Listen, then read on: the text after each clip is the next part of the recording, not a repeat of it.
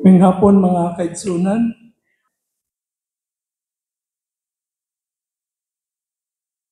we praise and thank the Lord for bringing us safely back to the hospital from our trip coming from Pantukan.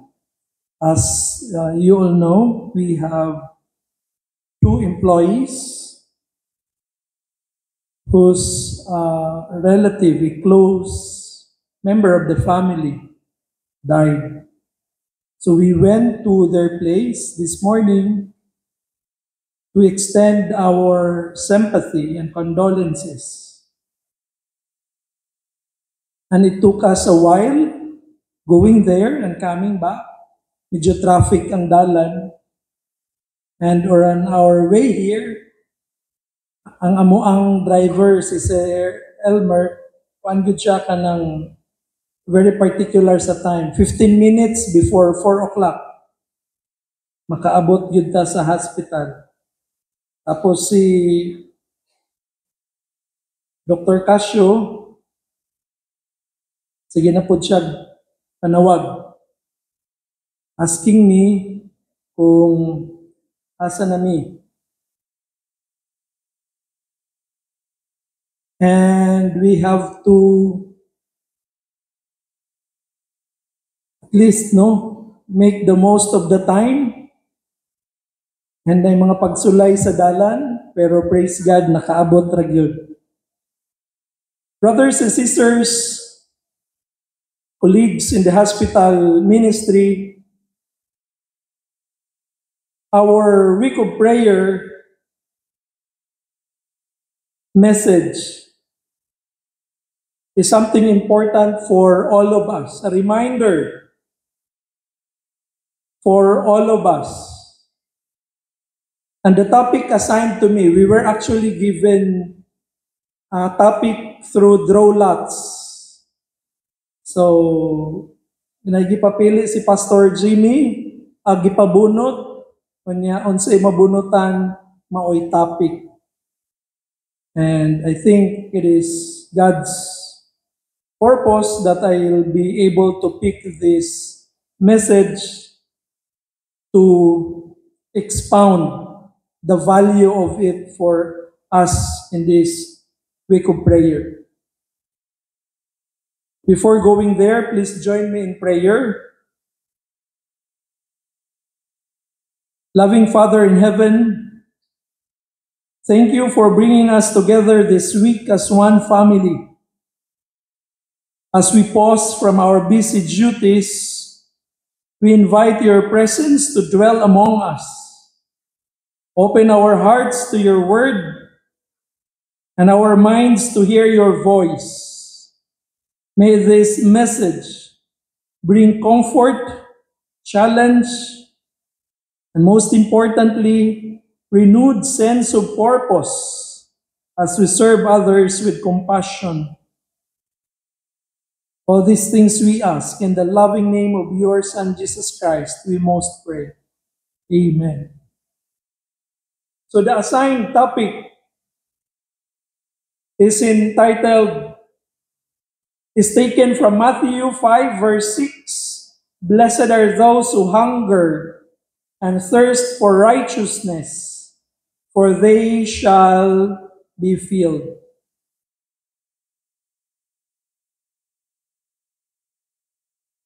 For our reflection this afternoon, allow me to share with you this title, Hungering for More. Hungering for more. It's as if the feeling hungry at some point is not enough because there's still this asking for more. Kumbaga pa kung ato anong binasayon, gutom pa more. Here, in this presentation, allow me to look into where God is meeting us in our physical, in our psychological, and spiritual longings. By the way, that feeling of hunger, if we're going to look into the original word in Greek, in Matthew 5 and 6, chapter 5 verse 6, the Greek words painontes, which is hungry, and dipsontes, thirsty. This indicates, or these two words indicate deep craving or intense longing. This is not just a mild desire, but this is a soul level emptiness that is calling out to be filled. So the statement, blessed are those who are hungry and thirsty, this doesn't represent physical hunger alone, but it is calling for a deeper, because it craves and it longs for. Mga kaigsuonan, ang Beatitudes na message talks about the kingdom of God. When Jesus preached the Beatitudes in Matthew 5, as recorded, He wasn't offering, Jesus Christ is not offering a manual or a self-help book or a motivational talk, but He was announcing the arrival of the kingdom of God. And in the announcement of the kingdom of God, Jesus Christ emphasized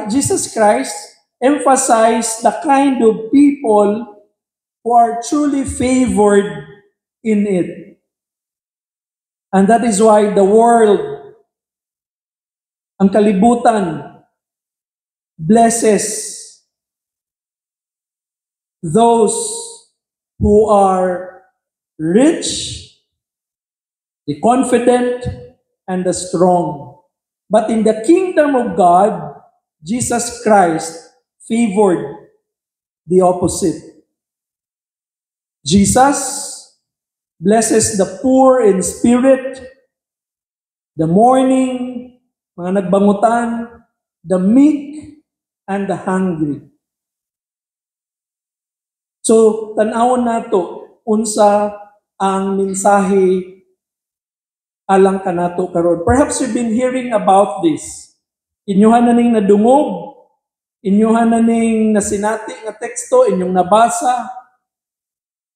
For today's message, this afternoon's message, allow the Lord to reveal to you His message through this text once more. Blessed are those who hunger and thirst. referring to the human soul. Pagsusi, pag-check up. And Jesus is speaking to real people with real hungers. Mga tao, tinuod nga mga tao, nga naay tinuod na pagbati sa kagutom. And allow me to talk about this hunger and being thirsty in 3 levels. The first level is the physical hunger and thirst. Kung gutomon ta, what are its signals?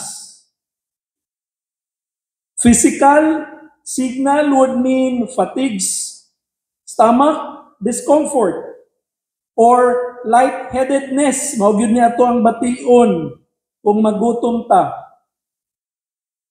Sometimes, others would also feel irritability or lack of focus. Mo nang giingon, ayaw lang jud ko gutuma kay makakita jud ka og unsa ko sa puton. And that's very true. Physical hunger and thirst would also manifest through dehydration symptoms like dry lips, headaches. By the way, unsa ang mechanism sa gutom nga ga-drive sa atoa? There is this hormone nga ginatawag ghrelin. Ang ghrelin na hormone, mao ni siya ang ganing mag-signal sa brain na gigutom ko. Mao nang kinahanglan nako og food. And then, ang leptin, maupod to ang another hormone nga mag-signal nga okay na, busog na, tama na. So it's ghrelin and leptin. And usually, ang ghrelin, ga-manifest na siya sa kanang oras kung unsa ato ang naandan. So pasabot niya na, dili gyud ta design nga mo eat og 3 times a day. Kay pwede nato siya kontrolon. And usually, ang ato ang experience is gavari pod. On the other hand, pag uhawon po ta, it's the antidiuretic hormone, kanang vasopressin, ang ga-signal pod nga kinahanglan ta og water. If we're going to look into it, in hospital life, as hospital workers, many staff skip meals or eat in a hurry. Others work long shifts without enough rest or water. As a result, we become so used to being needed that we stop recognizing our bodily needs as sacred. This is important. Sometimes we tend to forget ourselves. But the body will remind you to eat, to drink water, kay usahay makalimot ta. Will God be glorified sa ato ang pagsakripisyo sa kagutom?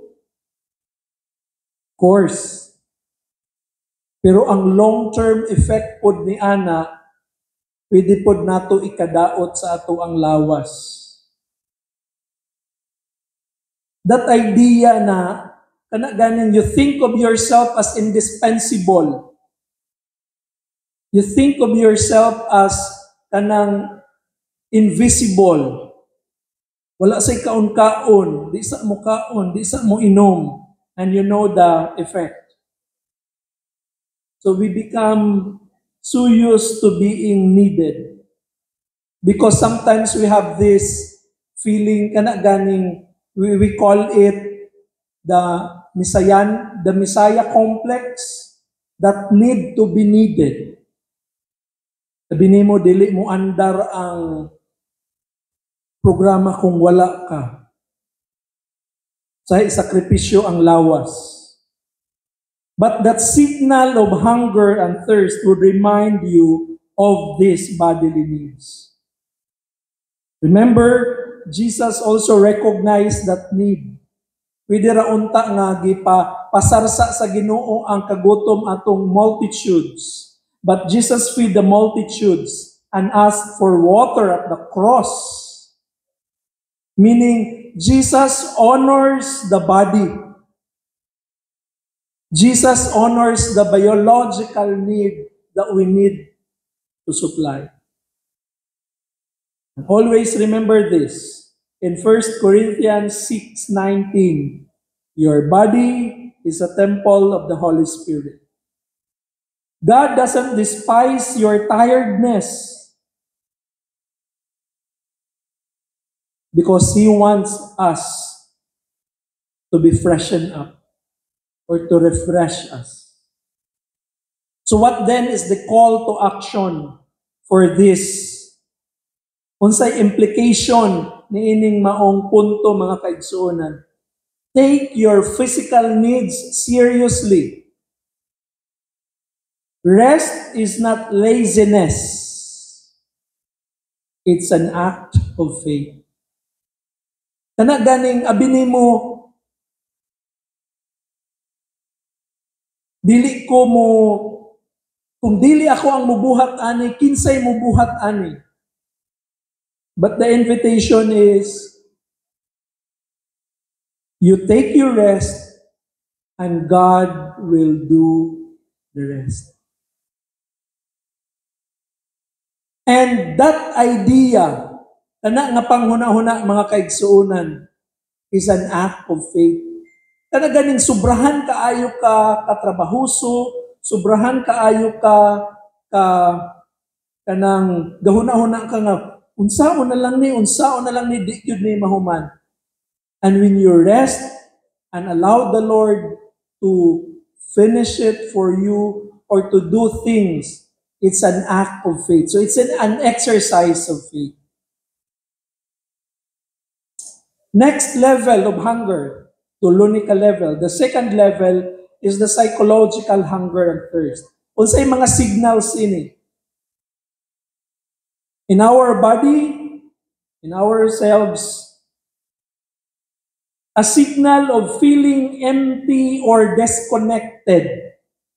When you feel you're empty, when you feel you're disconnected to people, to your brothers and sisters, siblings, to your parents, to your children, when you feel you're disconnected, or when you feel you're so empty, this is a psychological signal of hunger and thirst.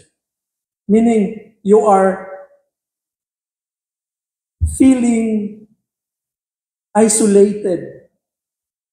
Another psychological signal for hunger and thirst, or emotional hunger and thirst, is longing for affirmation. When you long for people to affirm you, wala lagi nakapansin sa ako ang work. Wala lagi, feeling na ako, walay nakakita sa ako ang mga kahagop, akong effort.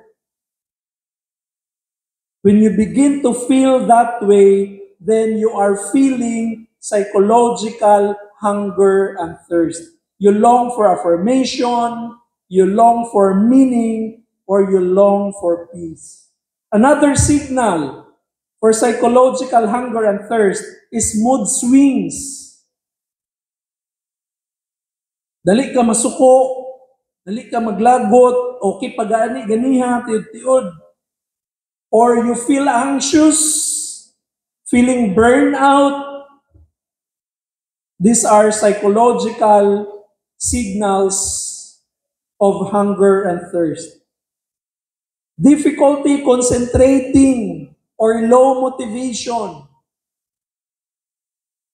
Mababa ang imuhang motivation, or you're feeling unfocused, kalimtanon, murag dili ka sure kung asa nimo to nabutang unsa ganito, then this could be a signal of psychological hunger and thirst. How does this manifest in our workplace? A team member may be smiling, yet internally starving for encouragement. And again, you smile at the outside, but you are hurting in the inside. Many leaders also feel emotionally exhausted, but are unable to admit it. As leaders, we're supposed to models of being vulnerable and to admit that we are also tired and that we are also affected and that we need rest and we need affirmation and we need peace. Let me bring you to Proverbs 13:12 for this reflection. Hope deferred makes the heart sick. Jesus said in Matthew 12:28, "Come to me, all who are weary and burdened, and I will give you rest." So it is not sin to admit that we're tired and that we're becoming vulnerable. It is not sin to admit that we need people.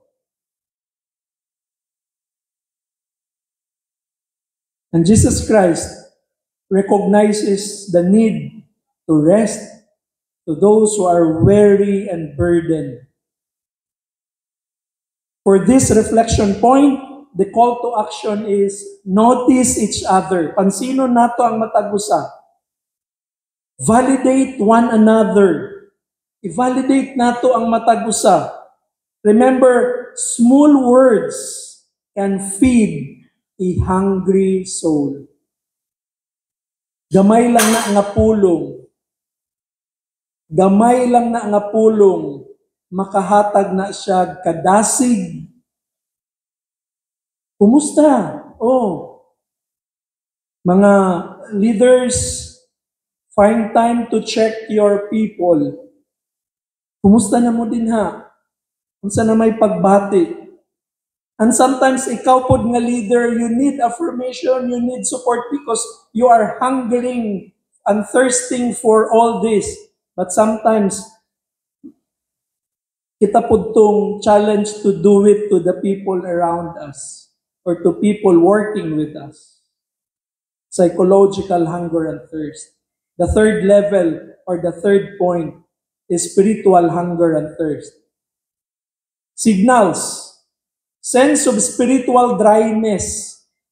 Kanang murag wa nay meaning ang pagsimba, balik-balik na lang ang ato ang pag-ampo. Everything is becoming mechanical.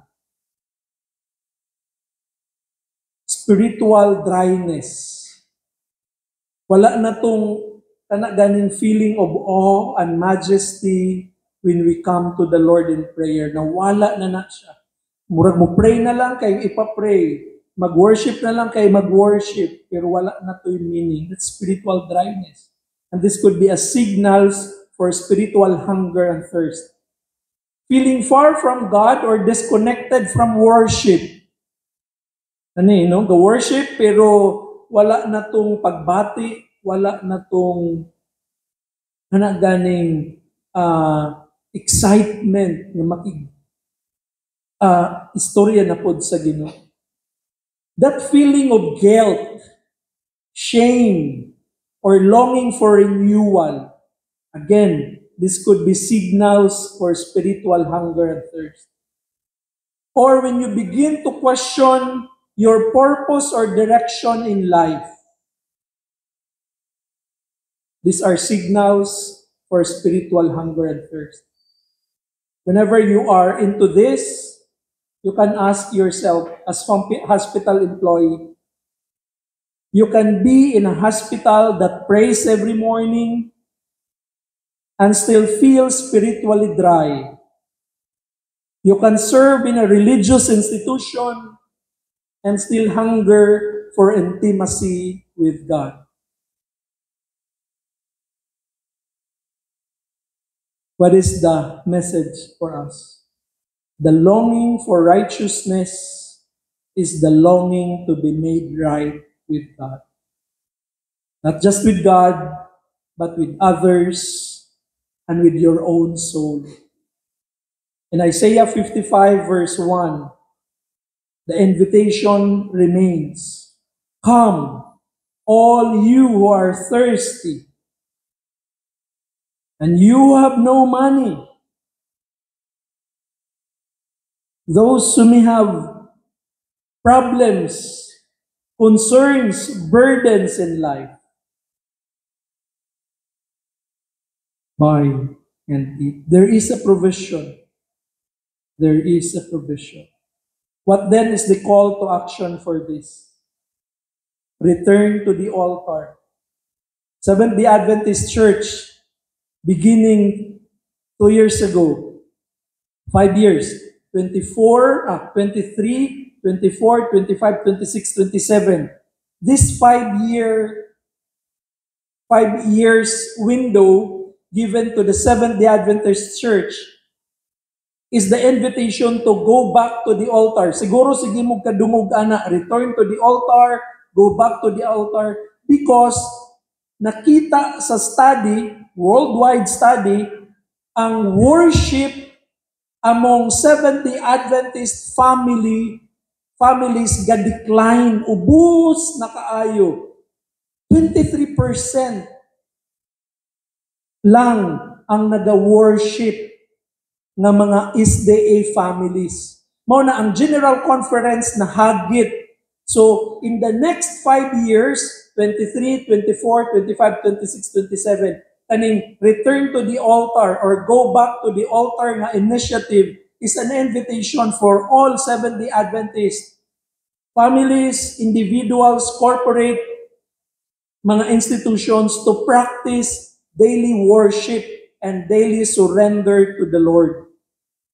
Tanawon siya after pagka year 2027, mag-conduct na po og study kung nag-increase ang kadtong worship in the households, worship in the families, in the offices, and also in the Adventist institutions.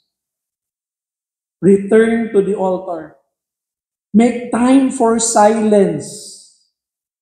Rekindle your prayer life. Ato ang sugnuran pagbalik, pasigaon pagbalik ang ato ang prayer life.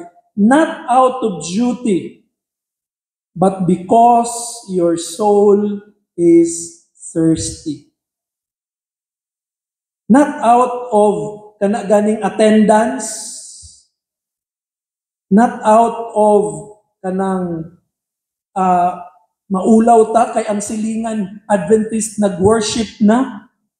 Magkana ganing makasilingan mo Adventist. Pareha pagkanta sa isa, dapat mo kanta gyud pud ta kay nanganta na speakers balay. Not out of those pressures, but out of the desire and long for that bread of life.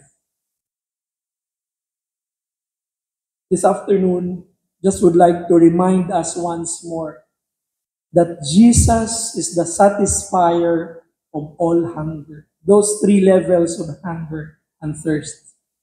In John 6:35, Jesus said, I am the bread of life. Whoever comes to me shall never hunger, and whoever believes in me shall never thirst.